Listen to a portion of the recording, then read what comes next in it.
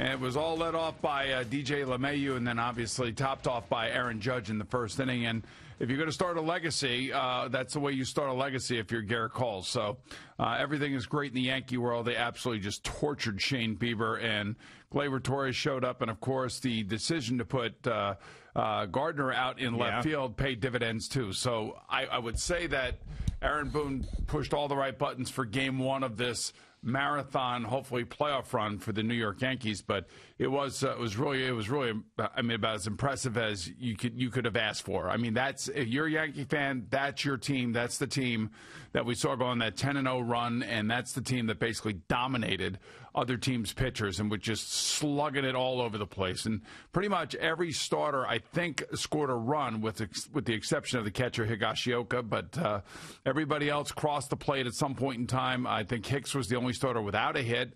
However, he did have 2 walks, and he was on the bases. So, everything came up roses for the Yankees. That's the only way that you could put it, and it was a great way to start this playoff. Hopefully, like I said, a long playoff run, and you couldn't ask for a better start. Yeah, and there was a lot of talk about flipping a switch and why the Yankees looked so good in Game 1 and didn't down the stretch, and Aaron Boone was even asked about that during the broadcast by Matt Vasgersian, and I don't even know so much if it's flipping a switch or if that's the right thing, because that's a cliche, but it's just the Yankees have played so much postseason baseball over the last couple of years, and they were in this season where they knew they were going to make the postseason, where home field advantage, yes, in the wild card round meant something, but after that, it really did not. There aren't any fans around. And then they locked in last night. So maybe they weren't locked in some of those games against the Blue Jays where they're making errors all over the place and base running gaffes and whatever it was, and we're wondering what the hell was going on. And then last night they locked in, and this is the team that everybody expects to see night in and night out, and everybody got through healthy. You don't have to worry about any of that. Even Giancarlo Stanton added his patented meaningless home run at the end of this game, so maybe that does carry over into the next game. So they're in a great spot, and you hope that Tanaka can finish it off because, I mean, just because they dominated and won 12-3 last night and kicked the crap out of the best pitcher statistically in baseball this year in Shane Bieber doesn't mean that they still can't lose this series, because the Cleveland Indians have 2 starters going, and that third one's going to be very interesting if it gets there, and the Yankees should hope that it doesn't get there, because you got that Zach Plesac who just came off as the biggest douche on earth during that whole situation with him and Clevenger going out, and he's recording videos and everything else. You got him and Jay Happ, and he's been great, by the way, Zach Plesac, for most of the year when he did participate. So you don't want to get to that. You want to finish it tonight. That's an obvious statement. That's the usual analysis. But Tanaka's got to be playoff Tanaka, and you don't want to sweat this thing out because you know you're going to be sweating out the next series if it ends up being the Tampa Bay Rays, because they are the real deal, and you know how well they play the Yankees. You know, you just lived up to the radio station's promo, the usual analysis by Boomer and Gio. Right. You know, the other thing, too, and I was looking at this last night that Aaron Judge said after the game, look, this is why we got Garrett Cole. Not to pitch in April and May, but to pitch in the playoffs and the intensity that he brings to the mound. So a couple times he hit 97 on the gun and everything else, obviously gave up a home run. I just think that his performance is exactly why you went out and got him. And when you have a starting pitcher that gets a 2-run cushion to start the game, and he is who he is, and he goes out and follows it up with that type of performance, like I said, you couldn't ask for anything more. There's no reason to get negative about anybody, even Stanton, who hits a meaningless home run in the 9th inning, and was flailing at balls out of the strike zone again.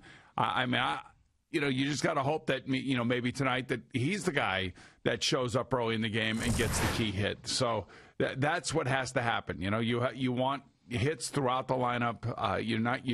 And last night you got hits from everybody. I don't necessarily know that will happen again, but if the Savages show up and they swing the bats like they did last night, and hopefully Tanaka gives you his normal playoff professional performance, you can get out of this thing unscathed and move on to the next round. And you just got to hope that somehow, some way that Toronto and Tampa Bay go to 3 games. That would really be the perfect situation for the New York Yankees. Well, I think the perfect situation is if Toronto won that series. And I understand Toronto blew out the Yankees a couple times. There was some lopsided stuff there. But I mean, if they could get Toronto as opposed to the Tampa Bay Rays in the DS, you're going to take that every single time. You just are. I mean, I know that. I just don't feel like that's happening. No, it's not. And I even said it yet. You asked me what team did you think was going to get swept out of all the teams in the American League, and Toronto just popped into my head right away because I've got that much respect for the Rays and the 1 seed that they earned this year. So I expect them to go out. I expect them to go out today, and I expect that to be over. I expect the Yankees to move on as well, and we're going to get this series, and too bad it's not in the ALCS because those are the 2 favorites. The 2 favorites going into, and I don't know if the odds had changed, but there were co-favorites in the American League to go to the World Series. It was the Yankees and the Rays. So that should be the ALCS. It's not because of the seeding. It's going to be the ALDS, and whoever wins that series is going to be a heavy favorite to represent the American League in the World Series. Still a long way to go. Another win for each of these teams, but that is going to be a battle, and it's too bad that it wouldn't be a 7-game series because I think that it would be absolutely epic. You know, the interesting thing when you come in after a 12-3 thrashing of the best pitcher during the regular season, there's really not much to talk about. It's just now it's about tonight. I mean, like you put last night away. I mean, that game was done after 5 innings, by the way. And with the way that Garrett Cole was pitching and the way that the Yankees were hitting. So now immediately your attention turns to tonight. And, you know, does the lineup stay the same? I would, with the exception of maybe Gary Sanchez catching. I don't know. Yeah, I don't want in big games with good pitching Stanton and Sanchez in the same lineup when both of them aren't hitting. Because I just think you are talking about the potential for so many opportunities with runners in scoring position and strikeouts. I know that both these guys are respected for different reasons. I just don't want to see both of them in the same lineup against good pitching. This is not the regular season any longer. I mean, those 2 guys at any point could give you an 0 for 9 with 7 strikeouts combined in a baseball game against a good starting pitcher and a good bullpen. So that would be 9 of the 27 outs. Yeah. That would be 1/3 of the outs out of 2 players. I mean, you could get Think about where Stan hits in the lineup, he could get up 5 times like he did last night. I mean, Sanchez could easily get up 4 times. There's your 9 at-bats, and they strike out at an amazing clip.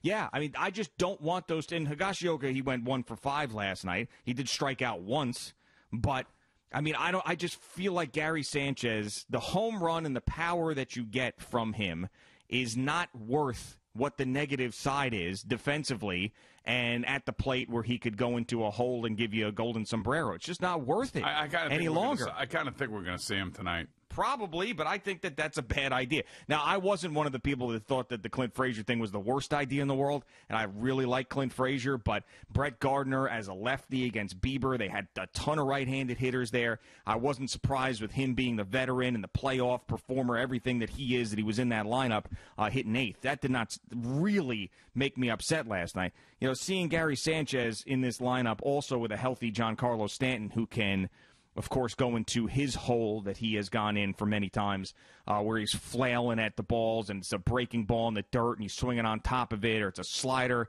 down in the dirt in the outer half of the plate and he's just got no shot.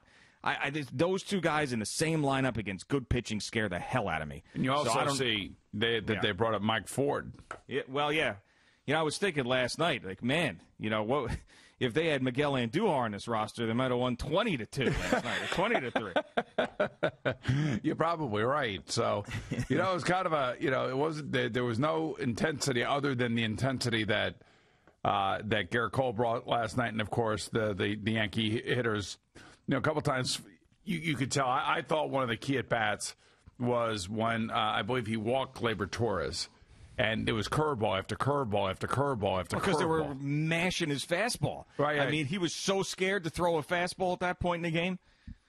Yeah, I don't know about you guys, but I actually listened to John and Susan on radio.com last night. There was a little bit of a delay, but it was actually, I don't know, it's just something about listening to the home team and listening to their announcers and paying attention to what they're saying because they know the team better than anybody, obviously. They're around the team. They know all the stories behind the stories. So it was interesting listening to them last night. I did catch a little bit of Excursion and A-Rod, but it's just something about listening to the home team announcers. And I would say the same thing if the Mets were doing their thing, and we couldn't get obviously Keith, Ronnie, and Gary, then you want Howie. Sure, and there's also something about listening to A-Rod that is very, very difficult because he is the worst.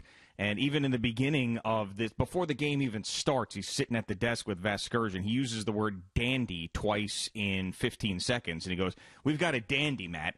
And then he goes, "Yeah, Garrett Cole and Shane Bieber, and this is why the Yankees brought him in." He goes, "Yeah, Matt, they're expecting a dandy from him tonight." I at that point, I almost went right to radio.com and started streaming whatever the pregame show was, hoping it's Sweeney Murdy had some stats for me or something. But yeah, he's tough. He's a tough listener. This is following the same exact trajectory as Monday Night Football. I have said it before. It was a three-man booth where the person who drew the fans' ire the most was Jason Witten. Jason Witten left, then Booger became the person that everybody couldn't stand. This is what happened with Sunday Night Baseball. Jessica Mendoza was the person that used to get complained about the most. She's no longer there, so the spotlight is on A-Rod. And then you've got a professional play-by-play guy who is getting dragged down into the cesspool with these people, and it's a bad broadcast. That's what it is. So A-Rod is tough to listen to. One thing that made me happy listening to him last night, and thank God he's not anywhere near the New York Mets, because he is just so tough to take. So tough to take. And someone who loves baseball and knows baseball as much as him to be this bad at broadcasting it is shocking. It truly is. And there's so many better options than him. He's tough. He's a tough person to listen to during a playoff game, and I don't blame you for going over to radio.com, and you could be nice all you want about how you love John and Susan. I know deep down you can't stand that A-Rod, just like I can't stand it. Thank you for watching. Please like, comment, and subscribe, and don't forget to hit the red bell so you're notified when we have new content.